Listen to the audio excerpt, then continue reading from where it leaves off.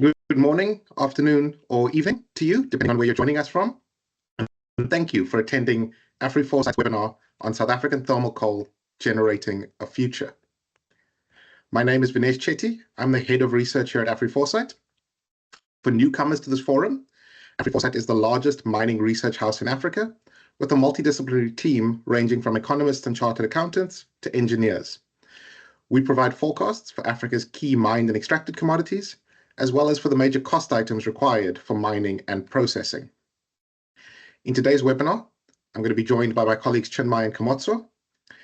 And after a quick overview and forecast of the global economy, we will unpack the South African and global thermal coal and natural gas markets. And as we'll see, they have a lot of integration. Although we'll be brief, we will try to cover as much as possible in a short time. The information which we provide in this webinar, as well as further details, are included in various AfriForesight reports, which are available to our subscribers. If you are not a client, or if you are a client who does not currently receive some of this information, please do reach out to either our business development manager, Sebastian Naidu, or Kelly Marthy, our client servicing manager, at the email addresses on screen now. We will be answering questions live during the webinar. If you would like to ask a question, please use the Q&A button, which is built into Teams. If you are on a computer, it should be near the top center of your screen if Teams is running in full screen. Please click there and type your question, and we will try to answer as many of them as possible at the end of the webinar. If you'd like to ask a question separately, please do feel free to email Sebastian or Kelly. If you do need to leave the webinar early for any reason, a recording of this webinar will be placed on AfriForesight's website later this week, and additionally, our clients can request a copy. As I said, we're going to first take a quick look at the global economy.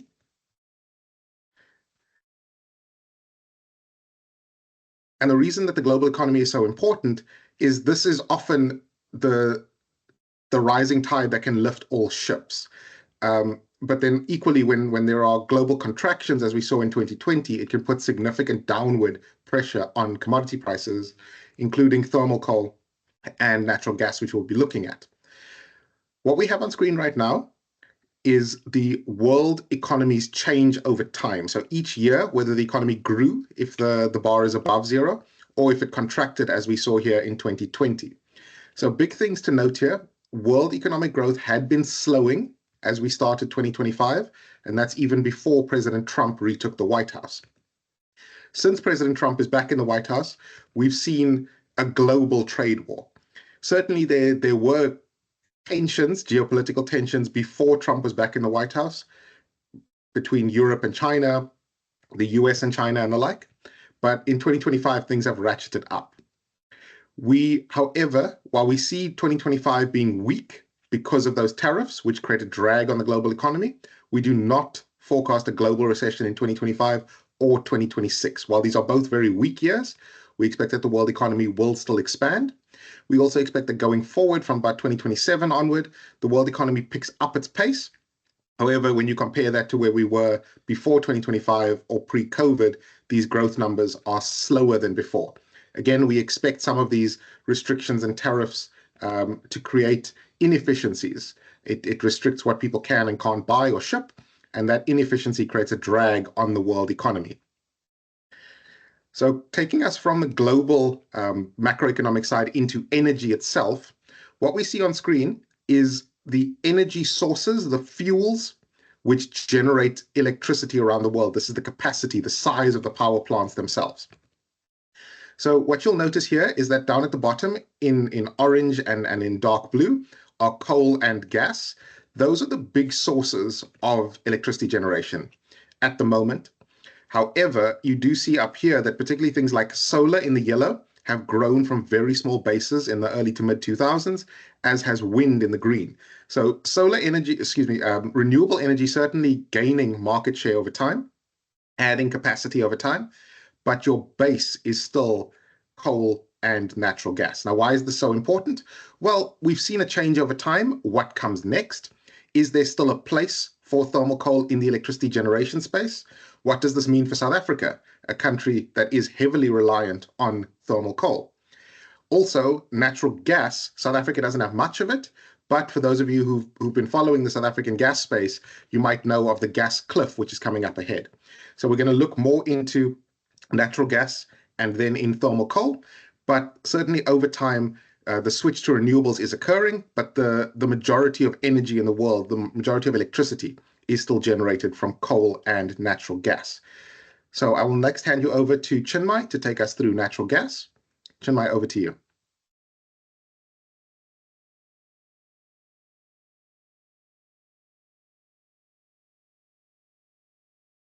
Okay, thank you.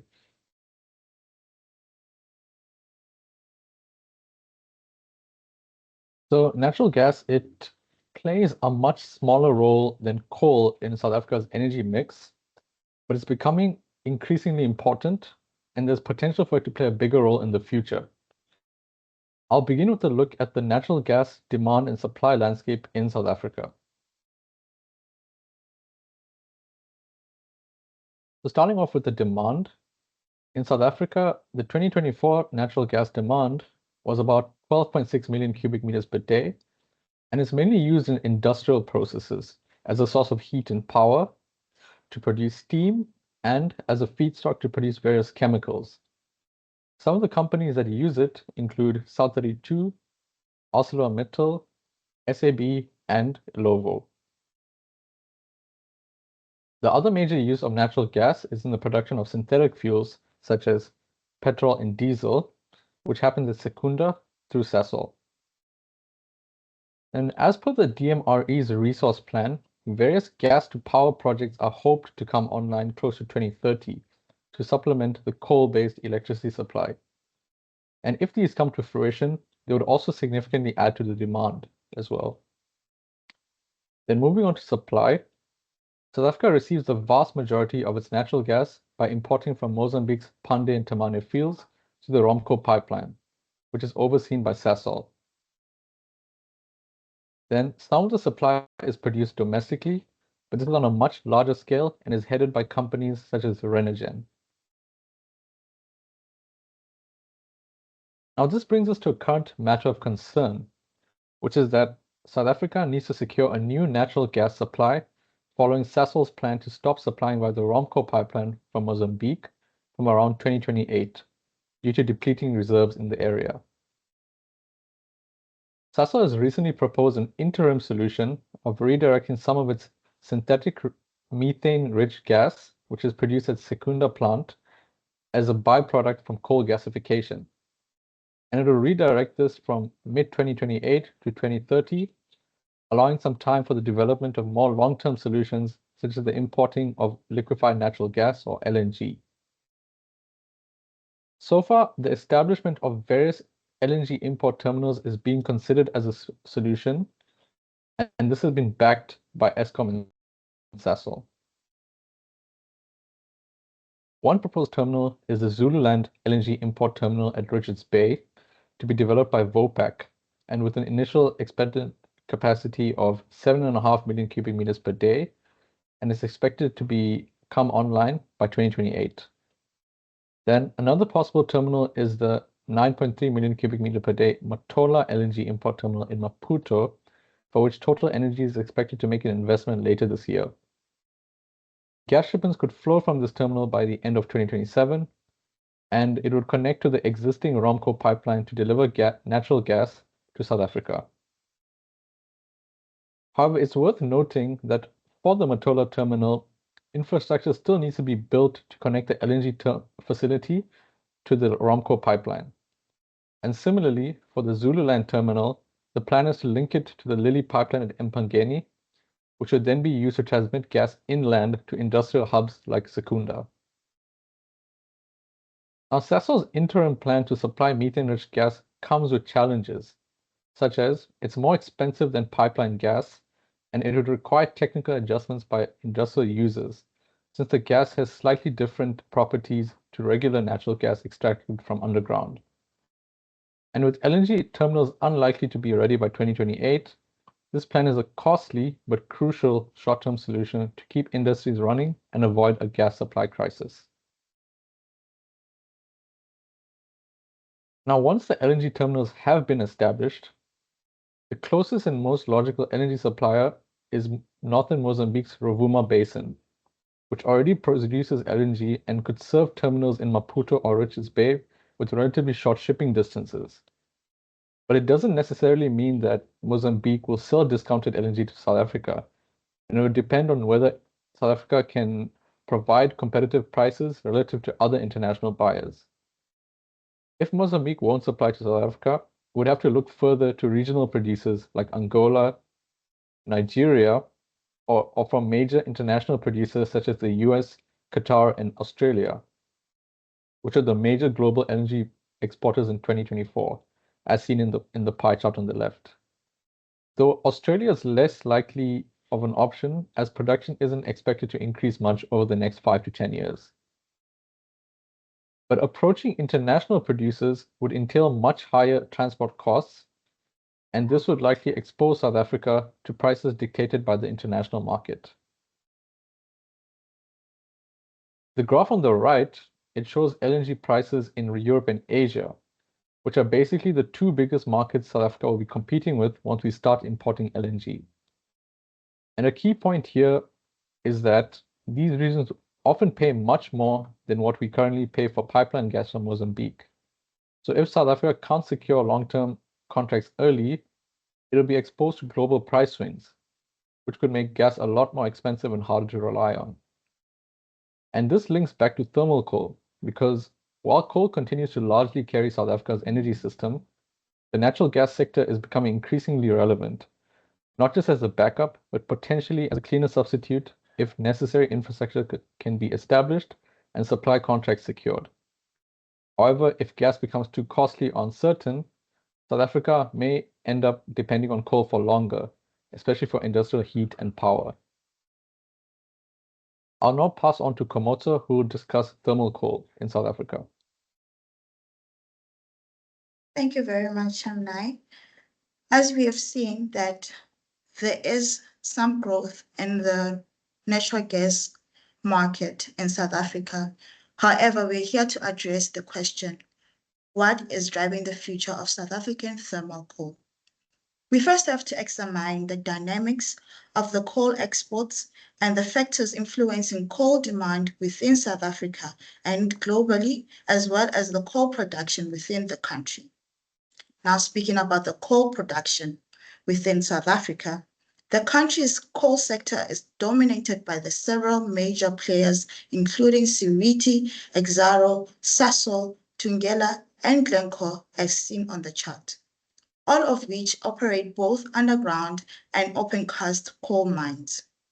These companies are strategically positioned to increase their production and cater to the growing demand both in domestic and export markets. With recent developments, one of the key factors driving growth in South Africa and the development of new mining projects by leading companies such as Siriti, for instance, is significantly scaling its output through projects like New Largo and Noodsbank. By focusing on increasing production capacity, Siriti is positioning itself as a long-term supplier of coal to both domestic, utilities, and international export markets. These projects are integral in ensuring a steady and reliable supply of coal to meet future energy needs. Similarly, Thungela, another key player in the South African coal sector, is extending the operational life of its mines at Elders and Zibulo. By extending the life of these mines, Thungela is ensuring that it can continue to provide coal to both domestic power stations and coal importers globally, where the demand for high-quality coal is expected to increase with the new technology that help reduce carbon emissions. This strategic approach allows Thungela to maintain a strong presence in the coal market, even as the global energy landscape transitions toward cleaner energy sources and natural gas. In a notable development, Glencore, one of the world's largest coal miners, has reversed its earlier decision to spin off its coal assets. Instead, the company has opted to retain its coal mines, recognizing the continued importance of coal in the global energy mix. This decision underscores the economic reality that, despite growing calls for cleaner energy, coal remains a critical part of South Africa's energy mix. South Africa's abundant coal reserves and relatively low cost of production make it a key supplier to other countries as well. This is especially true given the challenges facing alternative energy sources, of which Vinesh will get into, such as the volatility in the natural gas prices and the slow pace of renewables adoption in certain regions. How's the coal sales looking like in South Africa? It is vital to keep in mind the key sectors that still rely on coal in South Africa. Coal in South Africa is used for electricity generation, chemical production, and other industrial activities. Now, in the graph, we see that the largest consumer of coal in South Africa is Eskom, the state-owned utility responsible for generating the majority of the country's electricity. Eskom's reliance on coal-fired power plants is a direct reflection of South Africa's energy infrastructure, which is heavily dependent on coal to meet its growing electricity demand. Despite ongoing efforts to diversify South Africa's energy mix with renewables and nuclear energy, coal remains the dominant energy source due to its relative cost effectiveness and availability. Eskom's reliance on the coal makes it a central player in both the domestic energy landscape and the coal market, reinforcing the continued demand for coal from South African mines. Now, when we look at the Eskom's reliance on coal and what makes it a central player in both the domestic energy landscape and the coal market, we see here on the chart that with the year ending March for Eskom predicts its peak reliance on coal to be in 2027, suggesting that coal demand in South Africa will increase in the near future. But it also shows a decline thereafter. The reason why is that there will be other coal-fired power plants shutting down, and there will be an increase in renewable sources within the energy mix of South Africa, hence decreasing the coal demand from Eskom. However, it is evident that coal dominance in South Africa is set to continue to grow and generate a revenue in the country. Now, moving back to the South African coal sales, similarly, Sasol, a major chemical and synthetic fuel producer, is another significant player in South Africa's coal consumption. Sasol relies heavily on coal as a primary input in its production processes, such as the coal to liquid and the coal to gas industries. Coal-based production is economically more viable for Sasol in South Africa due to its relatively low cost of domestic coal compared to the alternatives like natural gas imports, as Chimnai has mentioned, which are subject to price volatility and geopolitical supply risk. Recently, we have seen Sasol strategically redirect its coal export to ensure cost efficiency and maintain its competitive position, especially aimed higher global coal demand, supply chain constraints, and fluctuating energy prices. Sasol's domestic and international coal consumption underscores the centrality of coal to South Africa's industrial activities. With Eskom and Sasol evidently the biggest buyer of coal in South Africa, it is worth noting also other domestic markets such as the industrial steel making, bricks and cement production, which also offer support to the future of coal in South Africa. However, beyond domestic consumption, South Africa's coal export market plays a crucial role in the economy as well, driving significant revenue, which now I'll hand over to Vinesh to walk us through the coal export market. Thank you, Komotso.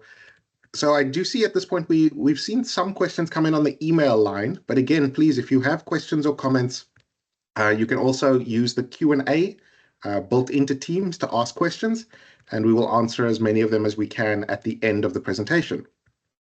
So as Komotso and Chinmay have said, there's obviously a South African market, and that is what we're focused on. How will coal and gas be competing, complementing the South African energy mix? But South Africa is not an island on its own. There is a global energy market. And in particular, I'd like us to take a look at the global thermal coal market. When you look over on the left here, you'll see that the biggest importers of thermal coal in the world, by country, are broadly in Asia. China and India are the two biggest miners of coal in the world, but they're also the two biggest importers of coal and the two biggest users of coal. And broadly, you'll see here that it is Asian buyers who tend to import thermal coal. Why is this so important? As we'll look at a little bit later, South Africa is well placed to supply into Asia and particularly into India. And for those of you who've been in the coal game for a long time, may remember a time when Europe was a major buyer of thermal coal, but that has significantly decreased over time. Again, we'll get a little bit more into that later when we look at South African exports over time. The graph on the right is also important because I think it helps to understand where South Africa sits in the global space. While thermal coal brings in a lot of revenue, mineral revenue for South Africa, it's small. South Africa's thermal coal exports are small on a global scale.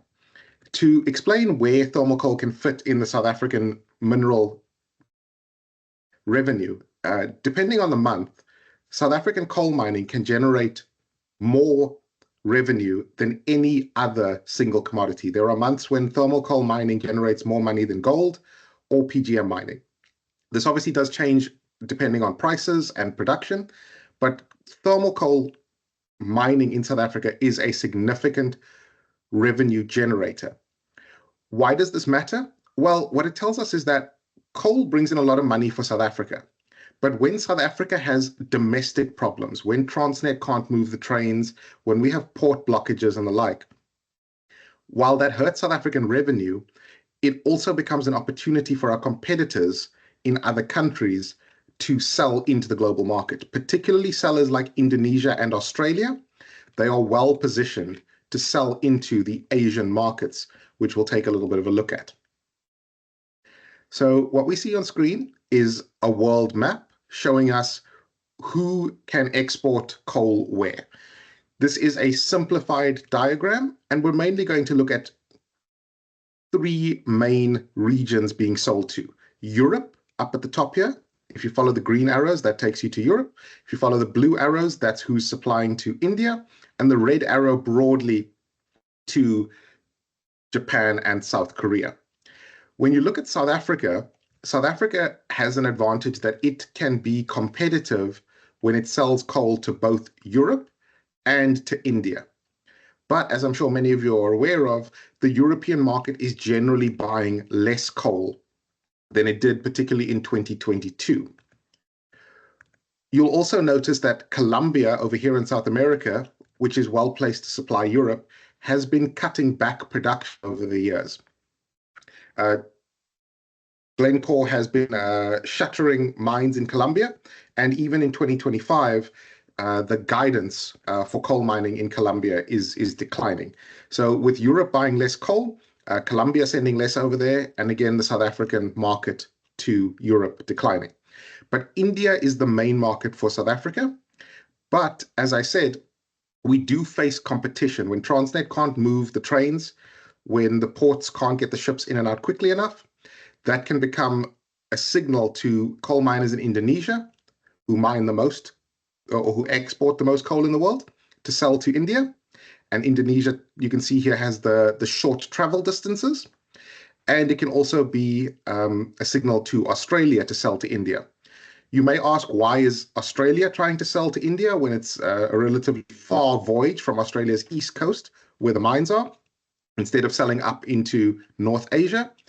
China has generally been buying less coal from Australia and South Africa, and even Japan and South Korea, with Japan previously being Australia's main export market, bringing online additional nuclear power stations. And also with the declining population in Japan, there is generally a weakening of industrial demand. So with Australia sending less coal up to North Asia, that again means Australian miners may sell more coal into India, again creating competition for South African miners.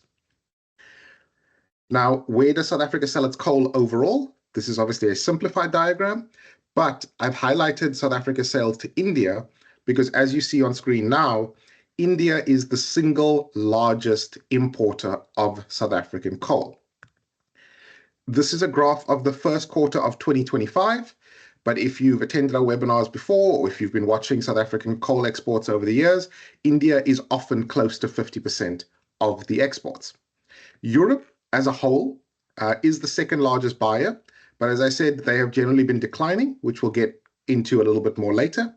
But also notice that other than Europe as a whole, South Africa generally sells to Asia and to Africa.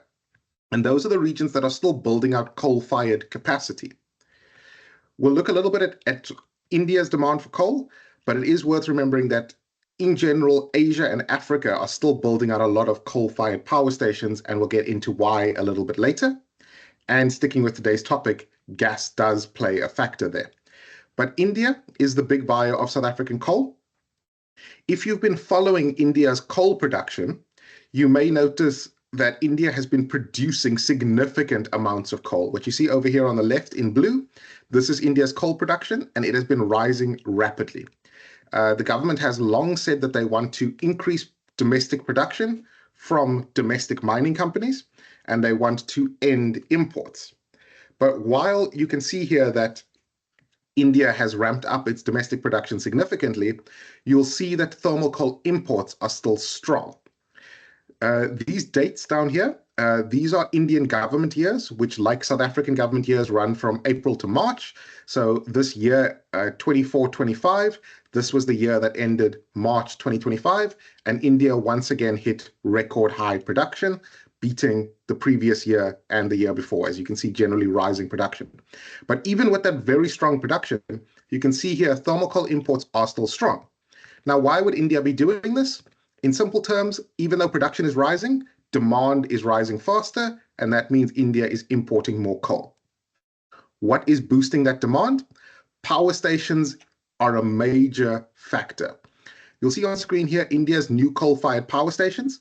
2025 is looking like a very big year for new coal-fired power stations coming online. These are calendar years, but this bar represents the power station going commercial, selling electricity. So these power stations are already well under construction. The expectation is that they will come online in 2025. Now, you could look at this and say, well, there's been a bit of a weak construction since about 2017, and 2026 looks like it's dropping off, and you'd be correct. But it's worth remembering that a coal-fired power station doesn't only burn coal on the day it's turned on. These power stations built back here in 2015, 2016, are probably going to operate into the 2050s and maybe even into the 2060s. India is still a growing economy. India is still an economy that is industrializing. Its demand for electricity is rising rapidly. So these power stations are probably going to be burning coal for a long time, and that's why South Africa is well placed to focus on the India export market. As I said, India is not just importing coal for new power stations, they're also doing a lot of manufacturing.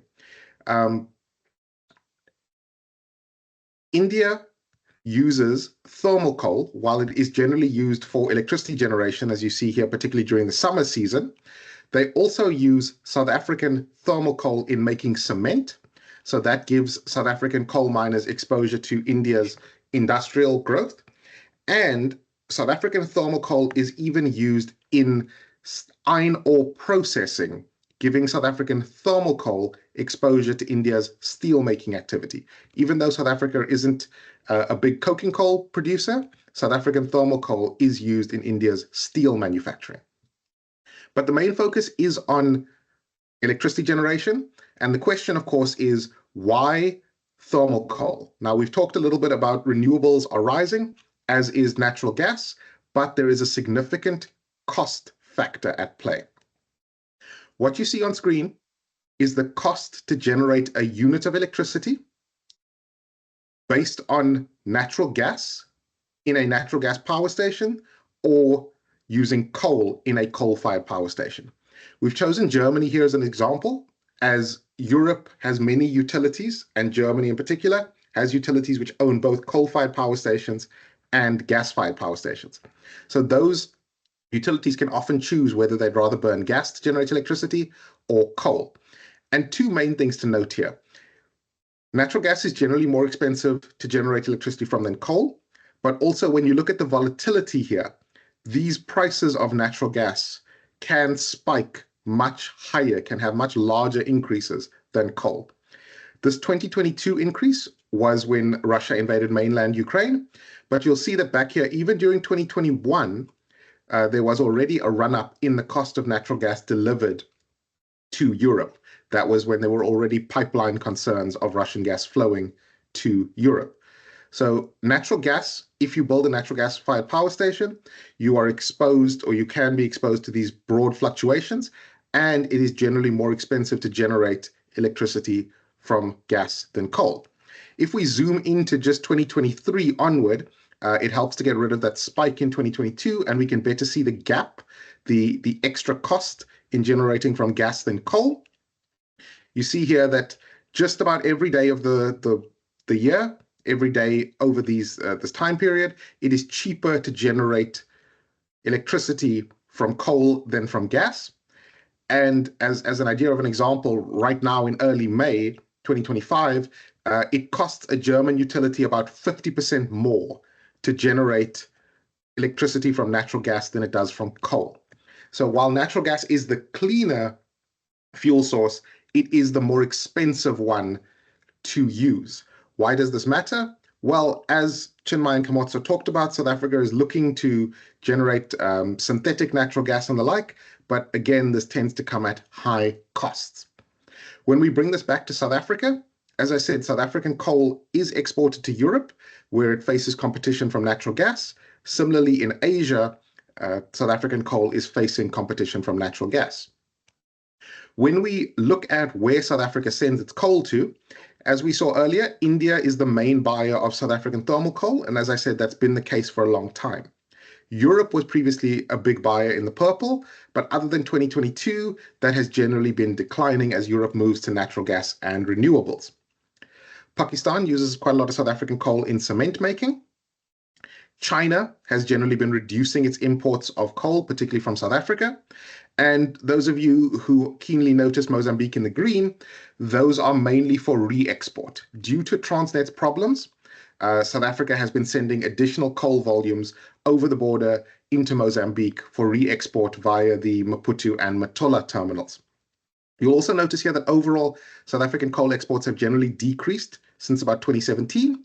Those are on Transnet issues. We've seen train derailments, difficulties getting spares, cable theft. We've seen the trucking of those queues of trucks stuck on the N2 waiting to get down to Richards Bay. We've seen the queues of ships outside of Richards Bay port. So that has generally pushed down on coal exports. But you do see here that 2024 was a slight uptick. And we have seen into 2025 as well that some of those major coal producers that Kamotso talked to us about, the Thungelas, Exxaros, Soritis and the like, have been talking about exporting more coal. Why does this matter? Well, as Kamotso told us, Eskom's peak coal burn is coming, probably in the year ending March 2027. Eskom is currently the single biggest buyer of coal. What are coal miners going to do with that coal if not sell it to Eskom? Well, buyers like India are often quite happy to buy what would be called lower grade coal. So if we can get the logistics fixed up, that can be additional exports. Chinmay talked about Sasol using some additional coal to produce synthetic natural gas, but that is probably a stopgap. As South Africa goes forward, we'll probably use less coal to generate electricity. There may be a reduction in industrial demand as additional companies switch towards natural gas and solar power and wind power, and then those coal miners may look to export more coal. Just trying to understand the levels here. If Transnet's rail capacity ran at full capacity, about 70 million tons of coal could get down to Richards Bay Port. So that's a large increase of coal exports that could be done out of South Africa. Additionally, if the railway constraint was removed, the Richards Bay Port could, in theory, export 90 million tons of coal a year. So again, that is a lot of additional coal that South Africa could sell to the world market.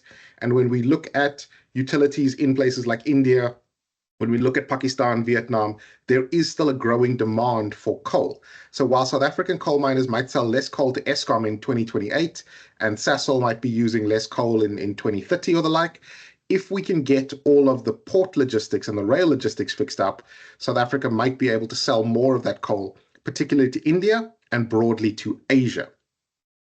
Now, ultimately, what does all of this mean for prices? Well, similar to natural gas, 2022 was the heyday for thermal coal prices, when those natural gas prices spiked because of Russia's invasion of mainland Ukraine and the ending or reduction of gas supply to Western Europe. Thermal coal prices rose. They are substitutes, as we've discussed. If coal power stations don't want to pay the very high gas prices, they are more willing to pay for thermal coal, driving up thermal coal prices. You will see that as natural gas prices declined, so did thermal coal prices.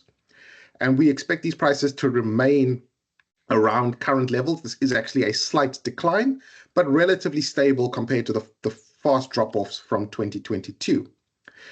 Those of you who follow additional coal markets may have also noticed that the Australian coal price, the Newcastle export price out of Australia, has also dropped rapidly, getting closer to the South African price, again creating competition for South Africa in the international market. But when we look at these prices, as Khomotso told us, we are seeing some new coal mines, some expansions being done. We do not see a situation as we saw in 2020 with COVID, where coal miners were actually closing mines. From what we can see from the coal miners themselves, the slight improvements at Transnet, and the costing that we're seeing from the miners and our own internal coal mining costs, we think that coal miners can continue around these prices. But certainly that pickup in logistics, that improvement in exports, will help significantly. While South Africa is looking towards importing natural gas going forward, again, those terminals in 2027 and 2028, there is no guarantee that they come online. As you've seen before, large government projects can take time, and thus we see South Africa still using thermal coal and certainly having a place to sell its thermal coal in the international market. While that brings us to the end of our formal slides, and we'll get into questions and answers in a moment, AfriForesight has increased its social media presence. We post daily updates, interesting information on LinkedIn, on Blue Sky, on X or Twitter, as well as on the AfriForesight website, which is undergoing significant updates. So please do subscribe, do follow us, do join us over there. We post quite a lot of daily information to help keep you in the know. And again, these updates are freely available for the most part. While we email our actual reports to our clients, you can follow us on social media whether you are a client or not.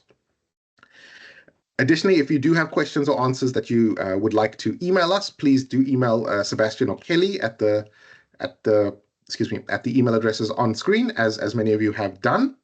And at this point, we're going to start with some questions.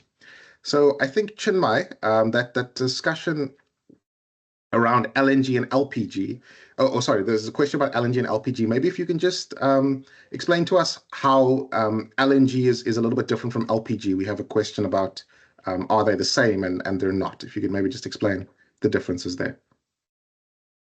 Yeah, so there's a slight difference in the chemicals that are present in the two mixtures. So LNG is mainly just natural gas, which is mainly methane, but LPG contains mainly propane and butane in different ratios. But the South Okay. African ratio of LPG is 60% propane, 40% butane. Yeah, so that's the main difference. And LPG is more of a produced product, is my understanding. It's a refined product. Yes, indeed. So what we've been discussing so far is mainly the natural gas side, or we've been discussing the natural gas side of things, which LNG is natural gas, just in a liquefied format. All right, thank you for that. Then I do see a few other questions here. Komotso, there's a question around grades. I did bring up that India will often buy lower graded coal. So there's a question around grades and prices. Do we know what India generally buys in terms of coal grades? It usually buys your RB. The RB3 grade. Yes, RB3 grade, and mainly because it's cheaper to purchase than your RB1. Mhm. And however, it's new technology in India that helps reduce the carbon emissions, requires RB1, which is relatively available in South Africa, and it's one of the coal grades that we export to India. Yes, so South Africa does export a lot of RB3. For those of you who've been following the market over time, South Africa is exporting more RB3 coal than RB1 coal these days. And to Komotso's point, India is generally very willing to buy RB3 coal. Prices tend to move in a similar trend to RB1, but RB3 is generally significantly cheaper. But South Africa produces a lot of RB3 coal. And if South Africa is selling less coal to Eskom, even the lower grades below RB3 are often finding use in Asia. All right. Then there's a question here about Eskom's demand peak in 2027 and South Africa's electricity security. So Zahir, absolutely, there are real concerns. We've had load shedding once again in South Africa, but Eskom has a plan to generally close aging coal-fired power stations.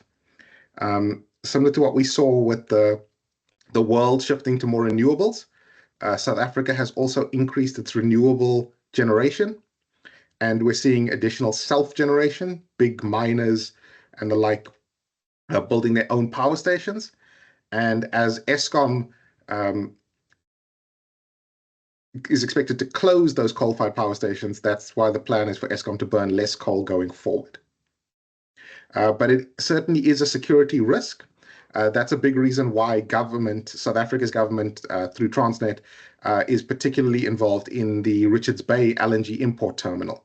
There is this concern that South Africa will run short of energy, and there has long been a plan to use more natural gas in South Africa's energy mix. So those two may go hand in hand, that perhaps if the LNG imports don't come online as quickly, perhaps Eskom will once again delay coal-fired power station decommissioning. All right. Then I do see a question here for Chinmay on the Virginia gas project. I think you did talk a little bit about domestic gas extraction in South Africa, but it's relatively small, I believe. So if you could talk about, does that have an impact on South African thermal coal demand? Yeah, so the Virginia gas project, as I believe it's run under Renergen. But this is one of the few, or possibly the only domestic producer of natural gas, and it's to a very small extent. Like the quantities are not that large, so I don't think it will have a significant effect on the thermal coal demand. Yes, I think it's also worth remembering a lot of that Renergen Virginia gas is already contracted. Plus, they're actually chasing helium is the big commodity that they're actually looking for over there. Okay, then there is a question here in the chat around Eskom coal prices. So Thabang, while we're not discussing exact Eskom prices right now, Eskom tends to pay the lowest price of coal on the South African domestic market. Because Eskom is the biggest buyer of coal, and because Eskom's older power stations were generally built around low-grade coal and coal mines that are close to, or in some cases even co-located with mines, Eskom tends to pay significantly lower prices than export coal prices. Eskom tends to have the lowest cost when it comes to buying coal. All right. Then I do see excuse me. There are also questions here, Khomotso, around the international miners. So we saw quite a lot of South African names or South African companies listed on the South African coal production, but just Glencore as an international. What seemed to happen to all the other internationals? Well, as you mentioned, during when the coal prices were very low, coal miners decided to close, especially the international ones, close their mines in South Africa, selling them to other coal miners in South Africa. Hence, you're still seeing that Glencore, even though it decided to wanted initially to spin off its coal asset, retained them later on as the prices improved, and given the revenue that the coal is bringing within the whole company as a whole. But to answer your question, the international companies that left the coal mines were picked up by South African coal miners and now integrated as South African mines as well. Correct. Yes. So we've seen a lot of name changes over the years. Anglo American has left BHP to South32 to Seriti and the like. There was also quite a push at one point around environmental sustainability and the like, but Glencore is the one who's sticking it out in the South African space. So there's also a question around steel production and its demand on coal. Khomotso, from the South African coal sales, steel is a relatively small piece of SA coal demand, certainly less than Eskom and Sasol, I believe. Yes, very small. And with the recent news, we've been seeing that the steel sector in South Africa is struggling, and they are still trying to see ways of how to keep the domestic steel production going in South Africa. All good. Then there's also a question here around the reduced South African coal exports to China. So this one can get a little bit technical, but in simple terms, it's to do with impurities. The Chinese government has stepped up its testing. It's complaining about some of the impurities in South African coal. That was the big reason there. But again, China has also increased its domestic coal production, which pushes down on imports. And it also has access to things like Mongolian coal, which can be moved over land. And it has access to cheap Russian coal. With most of Western Europe not buying Russian coal anymore, Russia is often offering discounts to countries like China and India. All right. Then I do see there's one last question at this point around coal to fertilizer projects. Andre, while it certainly is, a good use for South African coal, coal gasification is a very complicated process. It could be possible, but 30 billion rand is a lot of money to build something, and coal gasification is incredibly complicated. It would help with the availability of natural gas in South Africa or synthetic gas in South Africa. It would help with fertilizer availability and job creation. But similar to what we talked about with those LNG import terminals, these things often take a lot of time, and coal gasification in particular is a very complicated process. All right. That looks like we're through all the questions at this point. I would like to reiterate, if you have questions or comments, or if you would like to subscribe or increase availability of data for your company, please do reach out to Sebastian or Kelly. They will certainly help you out. I'd like to thank everyone for joining us today, and please do follow us on social media. We post every day, and we look forward to seeing many of you on there. As I said earlier, a recording will be made available later this week on our website. Thank you so much, everyone. If there are any other questions that come through, we will try to respond via email. From everyone at AfriForesight, thank you so much, and have a great day further. Goodbye.